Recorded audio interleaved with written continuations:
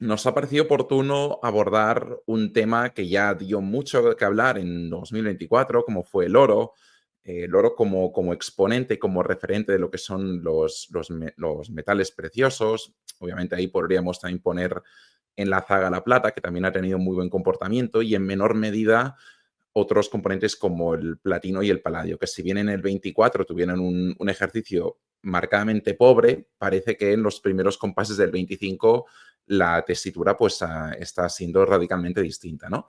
En cualquier caso, vamos a ver qué se cuece, y para ello qué mejor forma que abordar el informe que ha sacado el World Gold Council, que para los entendidos o no tan entendidos en la materia, de alguna manera es la Biblia de referencia en lo que a información sectorial y específica del oro se refiere, ¿no? Esto vendría a ser un símil como cuando la Agencia Internacional de la Energía publica su informe anual de perspectivas, de alguna manera, que sirve de cátedra tanto para países, para asociaciones y entes no gubernamentales, para definir un poco las expectativas de oferta y demanda en distintos ámbitos, así como en distintas métricas energéticas, desde los combustibles fósiles pasando por las energías renovables. Y aquí pasa un poco lo mismo. Al final, pues esta semana pasada el Council publicó el informe relativo al último trimestre del 2024, así como del cómputo anual, y nos sirve también para medir un poco la temperatura de lo que ha sido el sector y de lo que puede dar de sí en los próximos trimestres, siendo además un recurso que gusta e interesa especialmente en la comunidad, no solo desde una posición estrictamente financiera, sino también como cobertura de valor, ¿no? Que es algo, por ejemplo, que expone de forma sumamente pormenorizada y detallada Dragón Oro Plata que comentábamos antes al principio del programa. Bien, vamos a ver primero lo que ha sido un poco el desempeño. Como podéis ver aquí, un comportamiento absolutamente estelar. Al final tengamos en cuenta que el oro no se concibe per se como un activo de inversión que busque superar ejercicio tras ejercicio índices y componentes con un componente de volatilidad implícita mucho mayor, como podría ser el SP500, o ya no hablemos, por supuesto, del Nasdaq. Y sin embargo, en el 2024 se revalorizó siempre hablando en dólares, casi un 26%. Por poner en perspectiva estas cifras, supone la mayor revalorización en términos interanuales desde el 2010 y es la tercera mayor subida del siglo. Por tanto, es una revalorización muy importante que además cobra mayor valor si cabe, teniendo en cuenta que se produce y que se da en un contexto de máximos históricos. Y es que solo en 2024 el oro registró casi medio centenar de máximos sucesivos a lo largo del año, con lo que también da idea del espectacular comportamiento que ha tenido, ¿no? Bueno, insisto, por momentos llegó encima a cotizar por encima del 30%. Se ha quedado con un performance a la par del SP, que además, de nuevo, lo vuelvo a resaltar, tiene más valor si cabe, teniendo en cuenta que el SP500 en el 2024 tuvo su mejor desempeño anual en lo que va de siglo, por tanto, en fin, comportamiento muy importante. Además, se ha puesto especialmente en boca de muchos inversores y países como componente defensivo frente a la depreciación de las divisas. Aquí resaltaría, por ejemplo, el caso de Turquía, que lleva no pocos años con una depreciación muy sonada de la lira turca, en menor medida, pero no menos importante también del propio yen japonés, que también ha estado en una espiral bueno, más delicada, y recientemente lo hemos visto también con el caso del yuan de China, que si bien es una moneda intervenida y tiene un PEC fijado por el Banco Central de China con respecto al dólar, pues se encuentra cotizando en la parte arte de la horquilla histórica y por momentos flirteando con una mayor depreciación, ¿no? Si os fijáis en el gráfico, y esto es quizá lo más interesante, pese a que expresado en dólares el desempeño se ha situado cerca del 26%, cuando lo extrapolamos justamente a estas jurisdicciones donde hay una mayor presión en lo que a la divisa se refiere y la depreciación ha sido más sonada, véase el caso de Turquía, fijaros que el retorno ha sido incluso mayor. Es decir, que la propia sociedad de este tipo de naciones expresa una vorágine consumista si cae mayor, ¿no? En el caso de Turquía, fijaros, por encima del 50%, en Japón expresado en yenes rozando el 40%, en el caso de Australia también rozando el 40%, situación muy parecida en China con un retorno del orden del 35%, etcétera, etcétera. Y esto me lleva a plantear también una pregunta que extrapolo al resto de asistentes que tenemos aquí presentes, y es si no estamos ante un cambio de paradigma. Y este gráfico es muy interesante para entender a lo que me refiero. Vamos primero a explicar un poco qué expresa para entenderlo bien. En la columna de la izquierda tenéis lo que es la evolución del precio del oro, expresado en dólares por onza, y que, como podéis ver, pues en el último lustro ha tenido un desempeño marcadamente alcista, especialmente en los últimos 12 meses, que, como podéis ver, entra en una fase más bien parabólica. Y en la columna de la derecha tenéis digamos, la expresión de los tipos reales estadounidenses, si bien es un gráfico invertido. Entonces, ¿qué significa esto? Que hasta ahora había una correlación prácticamente perfecta entre la política monetaria del Banco Central y el oro. Dicho de otra manera, con tipos bajos, con una política monetaria laxa, los metales preciosos tendían a beneficiarse. ¿Por qué?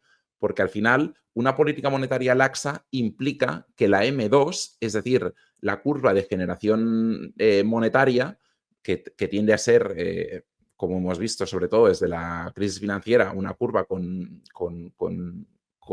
fin, con una perspectiva infinita, pues tiende a devaluar las divisas, y en este aspecto pues el oro actuaba como hedge justamente para contrarrestar esa depreciación implícita constante con el paso del tiempo, ¿no? Sin embargo, fijaros que a partir de 2022, que no es una fecha casual, coincide con la invasión de Ucrania por parte de Rusia, se rompe esta simetría perfecta.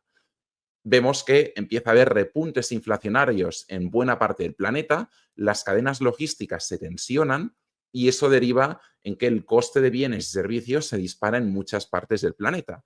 Acto seguido, los bancos centrales tienen que actuar subiendo de forma agresiva los tipos de interés. Lo hemos visto en Europa con el caso del Banco Central Europeo, lo hemos visto en Inglaterra, lo hemos visto, por supuesto, en Estados Unidos con la Reserva Federal, en Canadá, en Australia, en Corea del Sur, etcétera, etcétera.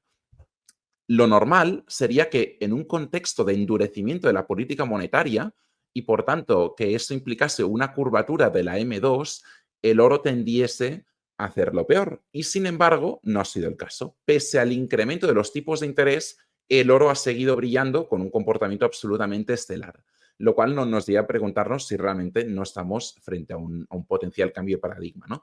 Y aquí influyen factores que ahora vamos a abordar, sobre todo en el lado de la demanda, pero hay uno que no expongo explícitamente en esta presentación, pero que sí que es muy llamativo y hay que tener en cuenta. Y son digamos, las variables geopolíticas. Al final, el oro, como también le pasa al dólar, actúa como activo refugio, y sobre todo en los últimos 2-3 ejercicios hemos visto un mundo cada vez más volátil e inestable. Y justamente el inversor lo que busca son reservorios de valor frente a un contexto de mayor volatilidad implícita. Que, cuidado, la volatilidad no tiene por qué implicar un deterioro de los activos. De hecho, los mercados y los índices están cotizando en muchos sentidos en máximos históricos. Pero, de nuevo, eso no significa que no haya un mayor miedo infundado, porque vemos, por ejemplo, una guerra latente en Ucrania que no acaba de resolverse, vemos una problemática en la Franja de Gaza con Israel que, de nuevo, pues está latente, y que, si bien se ha conseguido una tregua que se sostiene en alfileres, pues esta misma semana hemos tenido declaraciones explosivas del propio Trump que abren la puerta a la limpieza de la franja para construir pues una serie de resorts de lujo. Tenemos conflictos latentes en la República Democrática del Congo, que lo comentamos la semana pasada, problemas en Sudán, problemas en Birmania, y así todo un conjunto de ejemplos, ¿no? Y justamente como el mundo cada vez está más multipolarizado, el oro pues tiene un aliciente estructural para hacerlo bien, indistintamente del contexto macroeconómico en el que se encuentra, lo cual es algo que le está dando muchísimos vientos de cola, ¿no? Vamos a desmenuzar un poco el informe per se y abordar la cuestión de la demanda. Y es que fijaros que 2024 ha vuelto a registrar máximos históricos en lo que a demanda se refiere, con un incremento que, si bien en términos interanuales es relativamente modesto, del más 1% con respecto al ejercicio previo, implica constatar una dinámica imparable que cobra más sentido si cabe, teniendo en cuenta que el oro se ha apreciado un 26% casi, ¿no? En términos absolutos, eso se traslada en casi 5.000 toneladas registradas por parte del Gold Council en el 2024, con un valor nominal superior a los 380.000 millones de dólares. Por segmentos, destacaría aquí un par, que de nuevo, ahora vamos a ver más en detalle. Por un lado, tenemos la pata de los bancos centrales, que yo considero la nueva locomotora de este incremento de la demanda estructural, con una nueva adición neta superior a las 1.000 toneladas, especialmente entre los países emergentes. Y luego tenemos a la joyería, que si bien sigue siendo eh, el principal motor de incremento de demanda en el planeta, está en una dinámica claramente inferior. Y es que la joyería, que al final depende del usuario final, del ciudadano, es mucho más sensible al incremento de los precios y, por tanto, ante un encarecimiento gradual y constante del metal precioso, pues todo ya ha redundado en un menor consumo. Bien, como vemos, la demanda disparada, pero la oferta a la zaga. Y eso es importante porque, por ejemplo, a diferencia de la plata, donde el otro gran instituto de referencia, que en este caso sería el Silver Institute, que la semana pasada también publicó sus particulares notas sobre el 2024, así como sus proyecciones del 2025, que compartimos también en el Discord de Financial Research, sobre todo en los monitores semanales. Ahí ellos apercibían que por cuarto año consecutivo la plata se encaminaba a un déficit estructural. En cambio, en el oro vemos un equilibrio mucho más cuasi perfecto. Si bien eso no es impedimento para que, en fin, el metal precioso siga beneficiándose de una serie de vientos de cola, como comentaba, tanto por la demanda subyacente como por su componente defensivo, tanto frente a la devaluación de las divisas como por los riesgos exógenos que hay en el propio planeta, ¿no? Bien, hablando de la plata, tenemos un récord de minado en 2024 de cerca de 3.600 toneladas. Como veis, aquí hay un vacío importante con respecto a las cifras absolutas de la demanda. Sin embargo, esto se compensa porque justamente los altos precios del oro han incentivado un volumen importante de reciclaje, que son estas casi 1.400 toneladas, niveles no vistos desde hace más de una década, y que han permitido justamente compensar ese desfalco, ¿no? Ese diferencial.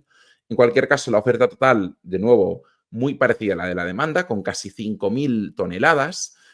Y, sin embargo, quisiera destacar aquí una cuestión ya más estrictamente geográfica. Fijaros que en el 2024 se han registrado descensos en la producción en jurisdicciones tan importantes como es el caso de Estados Unidos. ¿Por qué es importante? Porque ahí se encuentra el mayor complejo minero de oro del planeta, con minas muy importantes, como es el caso de Carlin o de Cortez. En ambos casos ha habido reducciones de producción. También en Burkina Faso, también en Indonesia, donde está la segunda mina más importante del mundo de oro, que es la mina de Grasberg, y que de nuevo ha visto reducciones en la producción. Y también destaco el caso de Sudáfrica, una nación de por sí minera, ¿no? En cambio, ha habido incrementos de producción en Mali. Fijaros que esto estamos hablando en términos interanuales en 2024, pero ya a finales de diciembre, a ver, hago un pequeño paréntesis, que veo que comenta aquí Dragón. Efectivamente. Prosigo.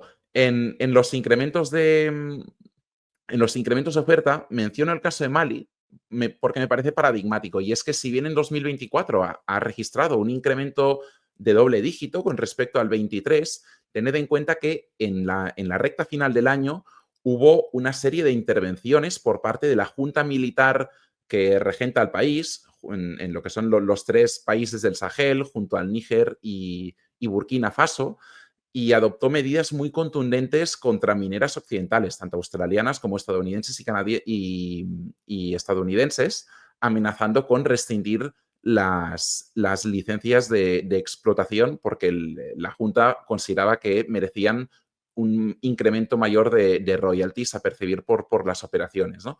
Esto se resolvió con mineras de segundo y de tercer tier. Al final todas ellas alegaron, bueno, más que alegaron, aceptaron las condiciones impuestas por parte de la Junta, lo cual implicó una serie de pagos condicionados en fin, a supuestos impuestos atrasados, pero hubo una que no pasó por el aro, que es al final la segunda mayor minera del planeta, que es Barrick, y que en el caso de Mali operaba, al menos hasta ahora, la mayor minera del país. Entonces, cuidado con estos incrementos que los carga el diablo, porque si esta situación no se resuelve en las próximas semanas y meses, Mali va a ser una piedra en el zapato en el año entrante y no solo no va a seguir incrementando ofertas, sino todo lo contrario, va a redundar en un potencial déficit de producción proyectada, ¿no? También está en Uzbekistán, está Canadá y está Rusia, en donde se encuentran el complejo minero de la Olimpiada, que de nuevo es uno de los mayores complejos del planeta. Pero en cualquier caso, dentro de estos países que he mencionado, las pérdidas, por así decirlo, han superado con creces a las adiciones. Entonces, es un equilibrio frágil porque, como sucede también, por ejemplo, en el cobre, la producción minera de oro se concentra en grandes proyectos mineros, como algunos de los aquí citados, y por tanto cualquier disrupción en la producción puede tener importantes repercusiones tanto en los precios como en la oferta futura. Hablaba antes de la joyería. Vamos a ahondar un poco en esta misma cuestión. Insisto en que sigue siendo el principal motor de consumo en el planeta, con casi 1.900 toneladas respecto de las casi 5.000 que hemos mencionado antes. No es una cifra nada desdeñable, hablamos del orden del 40% del consumo global. Sin embargo, como al final es el usuario final, es el ciudadano en quien repercute buena parte de ese consumo, un incremento de casi el 30% en tasa interanual se quiera que no ha hecho mella, como se puede ver en este gráfico, ¿no? E indistintamente el trimestre, pero especialmente al final, cuando el propio precio del oro de alguna manera ya arrastraba pues, este incremento de todo el año de los precios. Fijaros que la demanda se contrajo un menos 11% respecto al 2023, que son cifras importantes, superiores a 150 toneladas, si bien esa aceleración ha sido muy dispar entre geografías. Y aquí menciono dos casos que ilustran muy bien esta situación, ¿no? Por un lado tenemos a la India, que es el mayor consumidor con diferencia de oro destinado a joyería del planeta, con más de 560 toneladas, en cuyo caso la contracción en 2024 a duras penas llegó al 2%. Y el otro extremo tenemos a China, que si bien registra igualmente tasas de consumo importantes, pese a que palidecen frente a las del gigante indio, la contracción en 2024 ha sido el 25%. Esto es indicativo de que al final es una población mucho más sensible a la variación de precios, pero también es, sin ahora ni mucho menos ahondar en esta cuestión ni entrar en detalle, también es indicativo de esta debilidad estructural cuando hablamos de China y de los problemas que tiene el gobierno justamente para espolear el consumo, ¿no? Hay en fin, un miedo inherente en la población, viendo que la situación económica no acaba de arrancar, y eso se hace patente también en el propio consumo de oro. Bien, dejando de lado la joyería, la inversión, otra de las patas importantes dentro del mix de la demanda, ha vivido su mejor ejercicio en 4 años, en el último lustro, con casi 1.200 toneladas, o lo que es lo mismo, 90.000 millones de dólares en inversión directa. Aquí a destacar un par de cuestiones. Primero, lo que es la inversión en monedas y lingotes, con datos del Gold Council, los umbrales se han mantenido muy parecidos con respecto a los de 2023. Sin embargo, el incremento ha venido propiciado por parte de la inversión pasiva, o lo que son los vehículos con exposición directa al oro físico, como es el caso de los ETFs. Y aquí fijaros en el gráfico, porque esto es muy representativo. Con la excepción del primer trimestre de 2022, de nuevo coincidiendo con la invasión de Ucrania, donde hubo un repunte de la volatilidad y sobre todo del miedo, dado que por aquel entonces había mucha incertidumbre sobre qué podía dar de sí el conflicto y hasta qué punto podía o no hacer metástasis regional e implicar a otros actores. La salida neta de estos vehículos, de los ETFs, había sido prácticamente imparable desde principios de 2020. Y si os fijáis en el gráfico, en los 2 últimos trimestres, correspondientes tanto al tercer como al cuarto trimestre del año, ha habido entradas netas importantes por vez primera, insisto, en estos 4 años. Entonces, ya no solo es que estemos hablando de de un incremento de los volúmenes de la inversión, sino que estamos hablando de un cambio de paradigma que nos invita a pensar que las entradas netas, tanto en regiones como Norteamérica y Asia, que hasta ahora podían liderar el consumo, pero también en otras más reacias como en Europa, pueden estar viviendo un cambio de tendencia que apunte a un nuevo viento de cola en el caso del oro. Y aquí tenemos, como os comentaba antes, lo que para mí es la nueva reina de la fiesta y que está cambiando las reglas del juego, que son el papel de los bancos centrales. Sobre todo, fijaros, en los 2 últimos 3 años, desde el 2022, que hay un repunte exponencial y que dejan en evidencia las cifras del 21. De hecho, en cuestión de 2 ejercicios, el volumen se más que dobló, desde poco más de 450 millones de toneladas a pasar a cifras superiores a las 1.000 toneladas que hemos mantenido desde entonces, ¿no? Y yo me gusta llamar que son las nuevas locomotoras porque también ejemplifican un poco este cambio de paradigma en pro de un escenario o de un modelo económico más desdolarizado, sobre todo a caballo de las naciones BRIC y de otros países emergentes que intentan romper un poco esta hegemonía del billete verde para también tener una mayor autonomía económica y no estar tan sujetos a la propia presión económica que ejerce Washington, por ejemplo, mediante sanciones. A destacar los agregadores de oferta, perdón, de demanda. Y destaca un país que posiblemente más de uno y más de dos aquí presentes no hubiese dicho nunca, y es Polonia.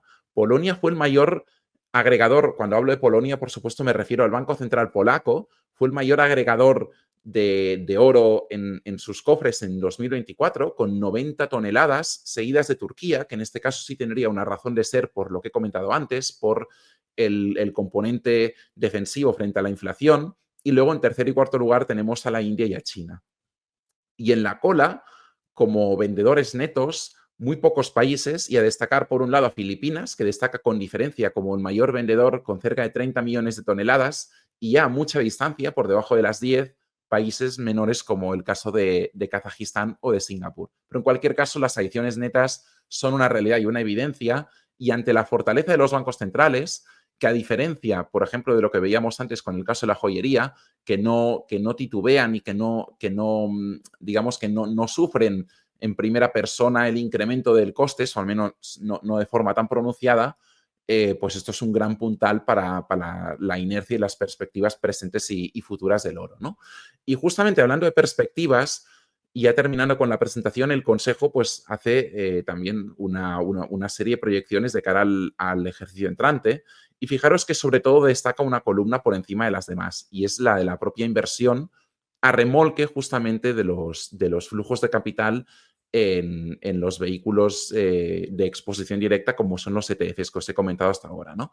Hay más incertidumbre en relación con la fabricación, es decir, con el ámbito de la joyería, y el papel de los bancos centrales, de nuevo, puede ser un poco más mixto. Aquí se aboga, si bien la horquilla es amplia, el escenario base implica pues una ligera contracción de cara a 2025, que en cualquier caso, si os fijáis, iría en consonancia con la inercia vista en los 2 últimos 3 años. Es decir, un umbral por encima de las 1.000 toneladas, si bien con una tendencia ligeramente bajista desde el pico que se marcó en 2022, aprovechando también con unos precios más bajos, ¿no? Y en cualquier caso se espera un incremento de oferta que vaya en consonancia con esta demanda. Es decir, que mantendríamos un mercado relativamente estable y en equilibrio. Y terminando, de nuevo, planteando esta pregunta, y aquí también lo voy a extrapolar tanto al caso de la plata como al de los PGMs que comentaba antes Antonio, ¿no? Se da una particularidad muy, muy, muy curiosa, y es que, a diferencia, por ejemplo, del uranio, donde si bien la commodity subió de forma exponencial, las mineras subieron, si cabe, con más fuerza, sobre todo aquellas que estaban más apalancadas, ¿no? En cambio, en el caso del oro, vemos como tanto las majors del sector, véase el caso de Newmont, de Barrick, como otras mineras de menor corte, así como exploradoras, están viviendo su particular travesía por el desierto.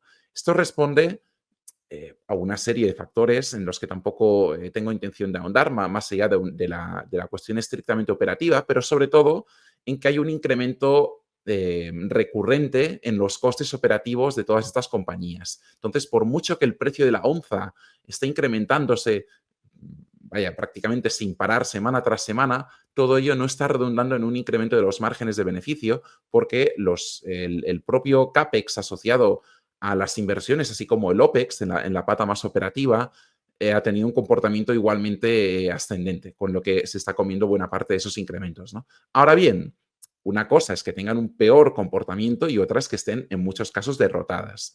Como podéis ver en este gráfico, la cotización media, que solía oscilar